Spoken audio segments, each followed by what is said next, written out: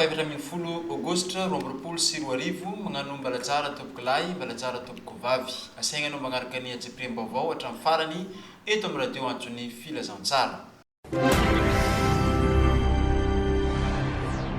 Ny fametrahana ny PDS vaovao tao amin'ny commune rurale Antsampano district Antsiragnana faharoy no nomboantsika ny fampahalalam-baovao. No tanterahany ny 20 Aogositra 2024 lasa igny ny fametrahana tamin'ny fomba official ny président délégation spéciale na ny PDS vaovao izay voatendry hitantagna ny commune rurale Antsampano district Antsiragnana faharoa. Ka i Ramatoa Mananjara Zarasoa Laurent izay chef zapy miasa ao amin'ny commune rurale Antsampano no voatendry hitantagna izany taorian'ny falasany tompoko lahy Taday Lucien izay ben'ny tanàna voafidy tao amin'ny commune rurale Antsampano. Ramatoa Vama Estelle chef CSB2 ao Antsampano no premier vice PDS ary Andriamatoa Tombravo Noël Taleny EPP ao Antsampano ihany koa no voafidy o deuxième vice PDS na président délégation spéciale. Ny famaliagna ny atetan'ny vahoaka fagnamboarana lalana fampidirana rano ao amin'ity commune rurale Antsampano ity no laram-pamian'ny ity PDS vaovao izay voatendry hitantagna ny commune rurale Antsampano.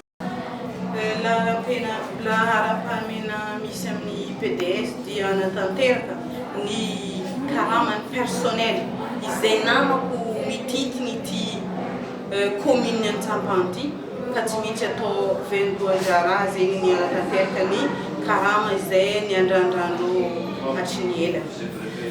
Magnaraka izay le etaetan'ny vahoaka indrindra fa ny lalana izay mandeha aminay aty raha ohatra ka tsy voamboatra mety ho tapoka amin'ny asara ity fa hitanareo ka ry pont ry efa tegna ratsy be izy ry ka tsy ho ela dia efa vita io pont ny Antsampano ity.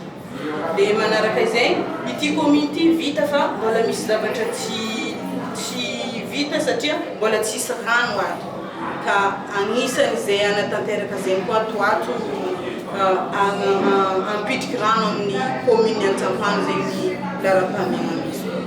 Dia manaraka an'izay igny lalana Antsampano iny Antombato iny mandra-pahavian'ny Asarandra koa igny tiako artiany ato amin'ny commune vitany mba tsy hijalian'ny vahoaka. Mariana fa ny didim-pitondrana dia magnambara fa rehefa misy ny toerany ben'ny tanàna ka ametraka ny PDS dia ny mpiasam-panjakana manana numéro immatricule izay miasa amin'ny toerana misy ny commune no tendrena hitantagna izany mandra-pahatonga ny fividianana ny ben'ny tanàna ka ireo PDS izay voatendry ireo dia nafeno izany vepetra izany.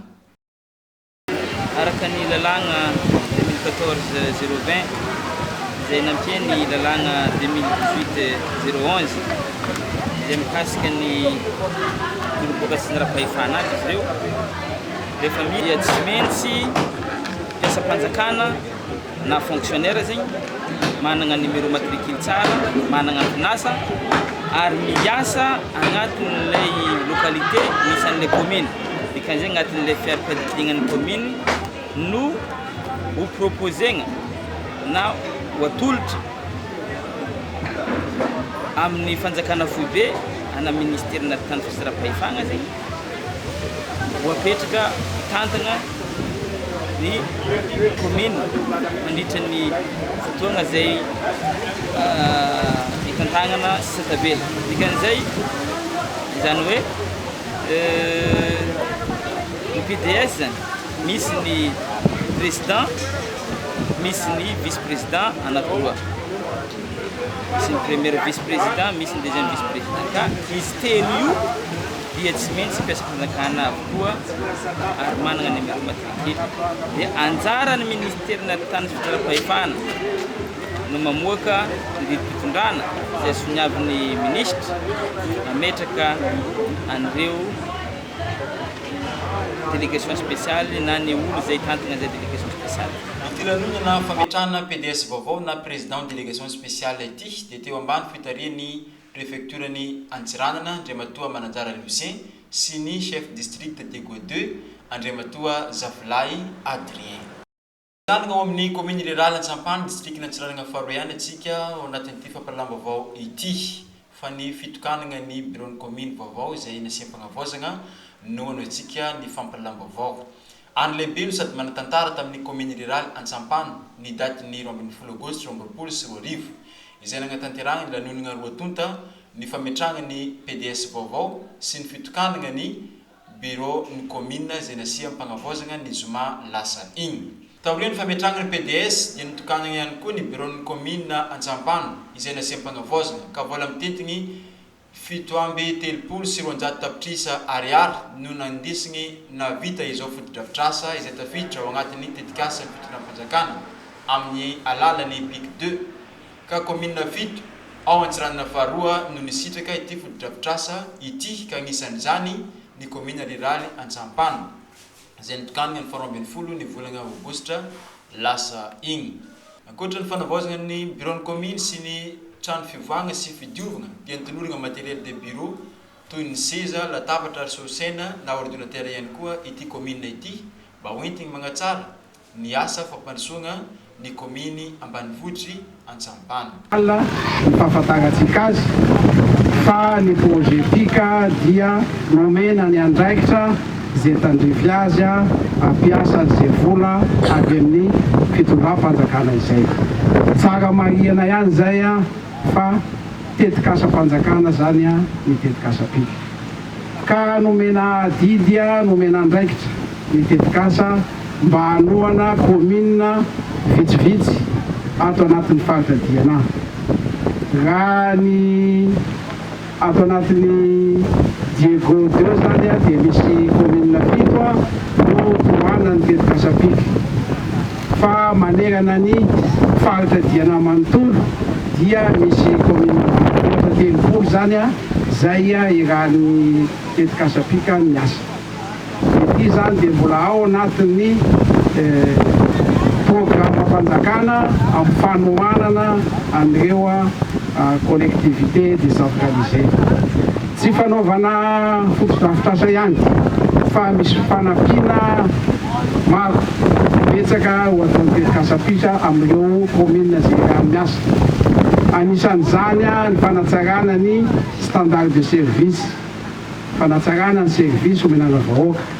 Ao ny fametrahana ny mangarahara, ao koa ny fampiakarana ny vola miditra ao amin'ny fokontany zany amin'ny alalany fitakina n'ireo hetra eo amin'ny 237 millions d'ariary eo. Na voazona manontolo ny trano sady misy fanitarana zany hoe ny tafo ny soloana, misy plafond natao, ny varavarakely rehetrarehetra ny soloana aluminium natao varavaram-bia fiarovana ny ety ivelany. Natomboka ny 10 aogositra lasa igny ny zatoandro ny fanava-vaksiny fanefitra amin'ny Covid-19. Manoloana izay dia nisy ny famoriana ireo tompon'andraikitra maromaro eto tapitarana Antsiranana avy amin'ny miankina sy tsy miankina amin'ny fanjakana.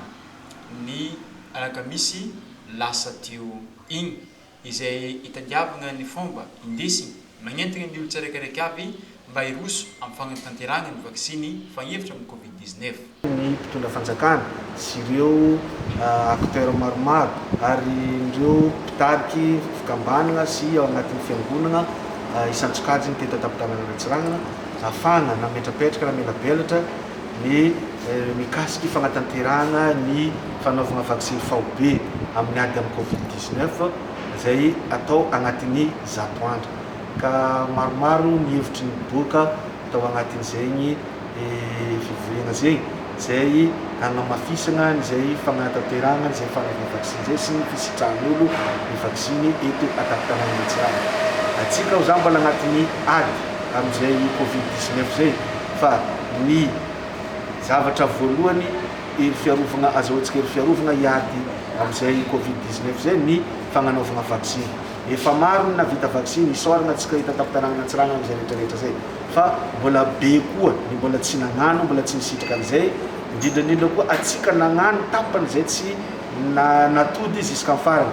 Ka eto zay magnambara ny programme misy tapitarana Antsiranana, misy ekipa maromaro mitsidika atsika isaka fokotany agny zay tsy maintsy itety 5 ambin'ny 10 fokotany eto atapitanagnana Antsirana hatrany Kapogegozy isaka Namakea zany amin'ny fagnatanterahana zay vaksiny zay ka magnentina antsika rehetrarehetra mbola tsara nagnano vaksiny sy zay rehetra tokony mbola amita ny dose ny vaksiny zay tokony finoana agny dia agnano an'izay rehetrarehetra zay mba ahafahantsika hisitraka an'izay hery fiarovana hiady amin'ny Covid-19 zay. Ny mahazava-dehibe ny vaksiny moa za miaro antsika izy amin'ny forme grave ary mampiegny ny tanim-pahafatesana amin'izay vaksiny zay. Ka entanina antsika vahoaka Antsiranana jiaby le afaka hoe hagnano an'izay vaksiny zay agnatin'ny 100 andro aty miaraka amin'ny ministèran'ny fahasalamana sy zay eto amin'ny SDSP n'Antsiranana voalohany. Tapitra ny fampahalalam-baovaontsika Topilasy Topikivavy mikasitraka anao nagnaraka hatramin'ny farany ny namanao be mitombo Arlin izay nanonitra ny fampahalalam-baovao anao teto magnano veloma ho amin'ny rapitso indray veloma tompoko.